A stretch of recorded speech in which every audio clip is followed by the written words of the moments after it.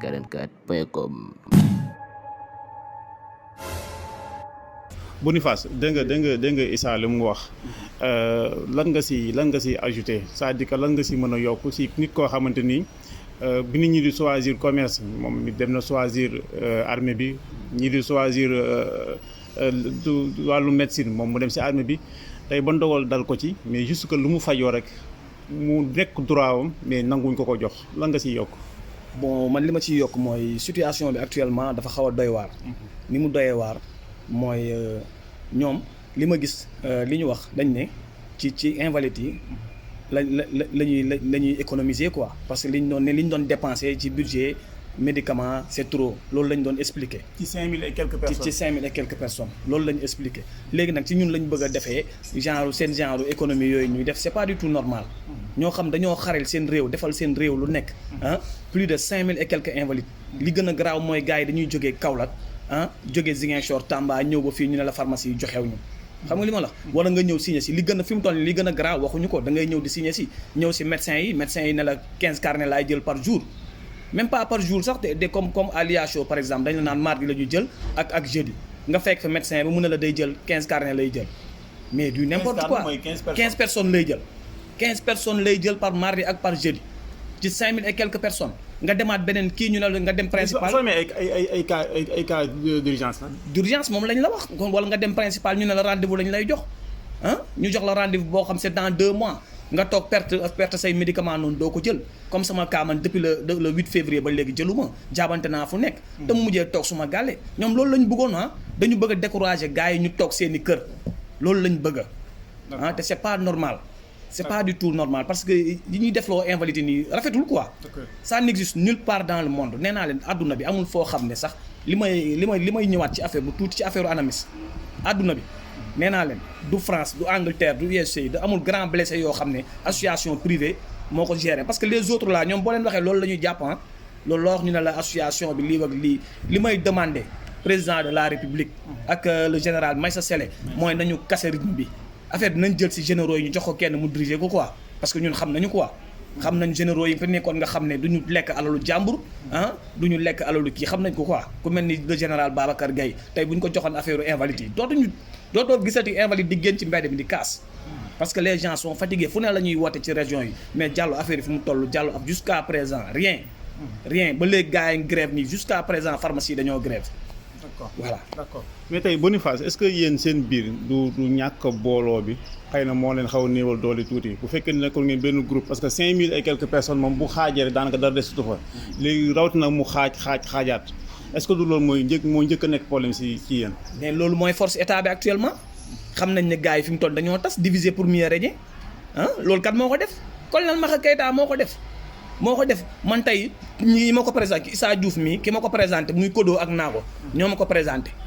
ne ma nañ ko jàppale ñu kii mais ñu jàppale ko ba dem ci assemblée générale bi ba organiser assemblée générale normale def lépp ba saawaay gagné affaire bi mais ñu dem dëppaat carte gi c'est même gens tey bii dem si yàlla Kodo génnee àdduna c'est même gens yi nga xam ne ñoo àndaloon ak moom ëlbatiku dem àndaat ak ñi fi nekkoon plus de 16 ans plus de 20 ans 16 ans yoo xam du n'importe quoi bagage yoo xam ñoom ñoo ko waxal seen bopp ci assemblée générale bi l'ex-président dafa démissionné woon maa ngi woon toog ci assemblée bi kenn waxuma ko moo démissionnel boppam ne kii na après ñu demaat le colonel Maxa Keita dëpp carte gi indiwaat teg ko fi le nommé Issa Gueye ma ne ko Issa dangaa feebar ñi lay jiital ñoom ñu ngi toog seen kër yow rek la ñuy dégg Issa Gueye rek la ñuy dégg say njaboot di naqarlu loolu mënoo kenn mënu ci dara sa yow rek la seen der di yàqu Maxa Keita doo ko dégg Assane Diop doo ko dégg ñun ils sont à l'aise ñu ngi toog fële li may demander le nouveau SEMGA bii ñëw le général Mbaye Cissé na jël affaire yi en main mooy ku ñu fal ni semaine bi passé na jël affaire yi en main parce que trop c'est trop quoi na jël affaire yi en main xam ne invalides yi ñu ngi souffrir non seulement suñu pension yi baaxul ñun ñi ñëpp ay pension la ñuy dundee suñu pension d'invalide baaxul ñun ñu waroon la jox médicament au moins yooyu dundee duñ la ko jox man gis naa des invalides yoo xam ne dañuy tëdd seen kër feebar mais amuñu xam nga doo feebar tëdd sa kër war a dem hôpital wala war a dem signer sa kii ne da ngay jël ay tata wala ay car rapide mënoo ko def taxi moo la war a yóbbu wala nga kii mais amuñu moyen bu ñu demee dañuy préférer toog seen kër di souffrir en silence ba xëy dee moo fi am te loolu c'est pas normal normalement malade bu feebar sax nekk kër xam nga loolu ku la war a jël si ambulance yi ñoo la war a jël si dañu war a woo sapeur ñu dem jël si la wala ambulance armée dem ba sa biir kër jël la yóbbu la rendez-vous delloowaat la sa kër noonu la ñuy toppatoowee invalide mais dañuy toog seen kër di souffrir en silence xoola kuy dialyser par exemple maa ngi koy expliquer benn dialyser bu nekk fi benn sergent chef buy dem ba principal ngay paasal sa bopp taxi chaque jour tu penses que c'est normal ngay paasal sa bopp te ambulance bi waroon mën a déplacer wu ñëw jël la sa kër yóbbu la parce que mënatoo dara dialyser xam nga mënatul dara normalement ñooñu dañ leen war a évacuer en Europe au moins pour jàppale leen au moins ñu defal leen benn kii rénal au moins ñu vivraat tuuti mais kenn xamul lu xew jamais ñu exécuter li ñu war a def jamais d'accord mais léegi li ma xaw a jaaxal rek Boniface mooy traitement bi Issa c'est-à-dire que pourquoi traitement boobu am ci militaire invalide c'est-à-dire kooku du un militaire bu dem bu engagé wu pour défendre réew du n'importe qui bokk ak sama genre yi nga xam ni dañoo toog di wax du ñu am doo ko seen poste mais kii dafa joxe bakkanam pour réewam donc bu nekkee si yenn jafe-jafe yi ngeen si tudd yenn problème yi ñu bëree bëri dañuy jaaxle lan moo tax lan moo tax loolu mais man li ma wax rek mooy fi état bi fayiree à sa mission mooy waruñu woon jël lu toll ni ay invalides de guerre ñu bàyyi ay association di ko gérer.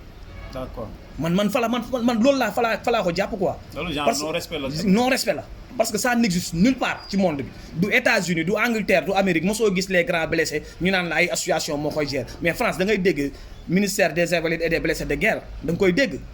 ñoom ñu ngi nii wax naa leen ko preuve baa ngi nii preuve bi. nee naa leen suñu carte yaa ngi nii suñu carte invalide yu bees yu ñu jox est-ce que dañ cee bind ANAMIS est-ce que dañ ko cee bind ministre des forces armées dañ ci bind nee naa leen voilà la preuve li leen di wan ne waruñ ñu jël ñu jox ay association ñu gérer mënuñ ñoo gérer nañ ñu delloo forces armées man loolu laa am lu may wax nañ ñu delloo forces armées ñu jox ko un général mu gérer ñu bu boobaa problème yëpp dootul am parce que nous sommes des militaires am na loo xam ne dañ ci war a tenir en réserve quoi moo tax du ñu mën a wax yenn yi moo tax du ñu mën a def yenn yi comme temps yi dëkk bi ni mu tàkkee ni bu ñu neexoon dañuy génn marche comme ñëpp kan moo ñu mën a téye kenn ñi dañoo mën a téye bu ñu neexoon dañuy génn yëngal mais dëkk bi du nekk en feuille à kii ba pare ñuy génn naan dañuy yokkaat xar mi karaw xam nga li ma la loolu moo ñu téye nii mais bu ñu profité ci loolu ñoom tam di ñu bëgg a yóbbu au kii mënul nekk ñun du ñu nekk seen agneau de sacrifice quoi mënuñu nekk seen agneau de sacrifice loolu mënul sotti loolu laa am lu may wax quoi. d'accord merci Boniface la ngay ajouter si li mu wax parce que c'est vrai que am na genre coono yoo xamante ni parce que daan na fi am dañu gis militaire invalide di nekk buntu palais di xam nga reyante gars yi foofu mu nekk image boo xam ne rafetul ci deru Sénégal rafetul ci jeune bi nga xamante ni mi ci xelam mi ngi jàpp ne man demee damaa bëgg a nekk militaire donc lan ngay ajouter li mu wax xëy na loolu moom kenn bëgg ko arrangé wul militaires yi arrangé wul état bi arrangé wul nit ñi nga xamante en tant que sénégalais ñu ngi koy gis donc qu'est-ce qu'il faut pour éviter tous ces dégâts là. semaine passée rek gars yi dañu naroon marche semaine passée bii gars yi dañu naroon marche mais il s'est trouvé que foog naa dañu leen woo ci kaw xam nga yooyu négocier ne leen affaire dina jusqu'à présent dara du sotti man nee naa leen chaque jour li ma métti chaque jour dañ leen di répéter la même chose ngeen koy gëm man Issa mi laaj ko li may dugg Dakar sax bariwul li may dugg fii bariwul li ma fii dugg pour régler ay kii bariwul très rarement laay ñëw Dakar mais chaque jour les mêmes têtes ñooy dem gars yi nax leen xam nga li war xam nga état moom dafa gars yi dañoo xarañ dañuy dem nax leen wax leen tenir leen ay discours yoo xam ne ñëw tenir ko nit ñi alors que c'est pas ça li ñu tenir lii bu ñu ko bëggee éviter bu ñu bëggee éviter marche bi éviter gars yi génn ci tali bi nañu appliquer gars yi li ñu soxla au moins nañ jox maladie seeni médicaments c'est très difficile beneen fait bi mooy nga ñëw ci pharmacie bi dekk fi par exemple plateau nga ñëw ñu la 30 000 francs la ñuy joxe par jour valeur 30 000 la ñuy joxe loolu fan lañ ko teg maanaam yow médecin bi bindal la médicament 80 000 wala 100 000 ñu ne la tey 30 000 lañ la mën a jox tu penses que ça c'est normal te yow am ñoo xam seen benn boîte médicament ça coûte ay 32 000 francs am na pas boo xam médicament yu ñu jël boîte yi 4 yi benn bu nekk 32 000 lay jar nga ñëw ci pharmacie bi ñu ne la tey benn kii lañ la mën a jox tu penses que c'est normal ci ay malades yoo xam ne ci loolu la ñuy dundee c'est pas normal il y a trop de choses yoo xam ne état bi da cee war a jóg moo tax nouveau semga bi dama koy lancer appel pour mu woo gars yi ñu toog mu bañ a woo les mêmes têtes ñi fi nekkoon depuis très longtemps boobu buñ jaaraatee ci voie boobu nii rek la ñuy mujjee waa problème bi du mos a jeex il faut ñu woo kàngami ñu toog ñi xam waaw colonel ki nekk fële Arfan Sarr chaque jour dama ko doon rendre compte ci lii dama ko naan mon colonel lii ak lii mais gars yi da nga leen di rendre compte mais mel ni xamuñ day après day mel ni ñoom xamuñu lu xew quoi da ngay mujjee toog sax yow toog sa benn coin ñun nag looloo ñu rey ñun ñëpp da ngay woo gars yi en fin de compte ñoom ñëpp kenn ñëwatul parce que dañu découragé invalide dañoo découragé te di dafa ñaaw ci invalide ku xareel réewam Guinée Bissau bi nga xam ne sax ñoo ko ëpp puissance doo dem foofu di fa gis problème vétérans yi ñoom on les appelle les vétérans là-bas doo fa dem sax di gis ay problème vétérans de guerre mais loolu ñun rek la am Sénégal ñun rek à cause d'une mauvaise gestion loolu la. d'accord jërëjëf. waaw en tout cas li muy wax ni dama ci yokk ci problème mu ANAMIS li ko mën a régler mooy li mu wax rek gars yi ils ne sont pas en train de parler avec les bonnes personnes. colonel Alphonse Sarr boobu muy tudd man mii daan naa wax ak moom mais damaa bàyyi dootuma ko sax woo parce que dafa dem ba dafa jeng nañ ko waxante dee man amul lu may nëbb dafa jeng ci côté jëm Issa Gueye xaw ma nag lu ko waral xaw ma ko et je me pose la question à savoir ba léegi donc léegi problème bi lenn la. damay ma benn lu ma invalide yi yónnee lu am solo tamit ci wàllum terrain yi dafa am ay terrain yoo xam Macky Sall dañu koo joxoon depuis 2017 10 hectares à Bambilor am la Abdoulaye Wade moo njëkk Abdoulaye Wade parce que ancien président Thiès mu ngi koy wax keroog nee na c'était 10 hectares à Ndoukourou à Yène jusqu'à présent kenn xamul fu mu toll ñu ñëwati Macky Sall joxaat leen 10 hectares à Bambilor jusqu'à nos jours amul benn invalide boo xam ne taxaw na ne kii kat waa ANAMIS jox nañ ma ko wala ñii jox nañ ko jusqu'à présent de 2017 à nos jours te am na TF am na titre foncier terrassé nañ ko def nañ lépp jusqu'à présent ñu ngi dégg ay affaire nag mais du ñu accuser kenn on accuse personne mais dañoo bëgg a mu leer ñu wax terrain Bambilor yi fan la toll parce que invalide dañ koo soxla comprendre li ma la invalide militaire dañoo soxla seeni terrain ñu jox leen ko loolu ñoo ma ko yóbbante moo tax dama koy waxaale ci émission bi pour président Macky Sall bàyyi ci xel 10 hectares yi mu joxe woon de 2017 à nos jours amul kenn ku si bénéficié wu. ba tey kenn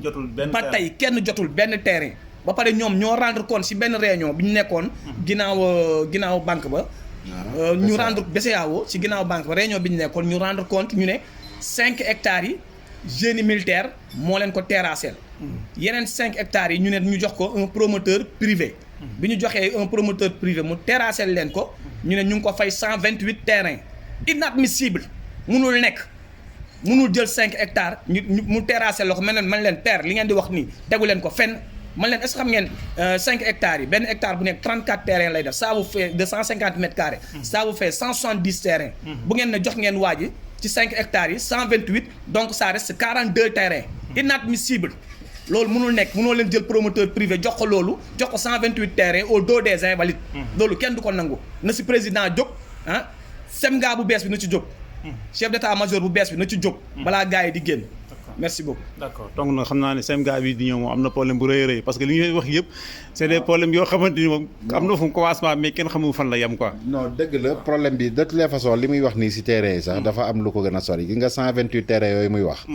promoteur bi dañoo defar ak moom benn protocole d'accord boo xam ne 100 terrain lañ ko jox mais 28 yi ñoom dañ koo jaay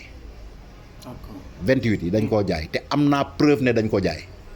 man dama ci am preuve ay këyit laa géré woon loolu noonu ñooñu mooy bureau bu njëkk ba bureau bu njëkk ba d'accord ñoom invalide yi bureau invalide bu njëkk ba ñoo nga ñi nga xam ne ñu ngi fi depuis 2005 ñoom ñoo géré woon loolu 2005 ba léegi yaa xayti musoo def assemblée générale musoo présenter bilan financier ba pare bëgg ko ne toog ñu jëlee la fi mu am ñu complot ak yow ne la toogaat leen fi 1 an mel ni comme ñun dañuy sël mu jëmale kaw nañ xool ba ci kanam liy xew ñun duñ leen waxaat dara dañ leen di seetaan rek de toutes les façons l'affaire suit son cours on attend ba de toutes les façons kéré yooyu terrain amul tànk mënul bouger fa mu nekk boo fii ak 100 ans boo demee fa nga koy fekk ña ko jënd ñooy perte rek parce que maa ngi benn notu ministre boo xam ne ci article 5 bi décret la sax boo xam ne article 5 bi terrain yooyu kenn mënu ko jaay ku ko jënd perte nga bu ko ministre yi noonu sax day perte ndax terrain yi ñaari mbir lañ ñu ko joxee soit à titre d'habitation wala à titre d'agriculture ku ci def sa dërëm da nga koy perte loolu mooy dëgg.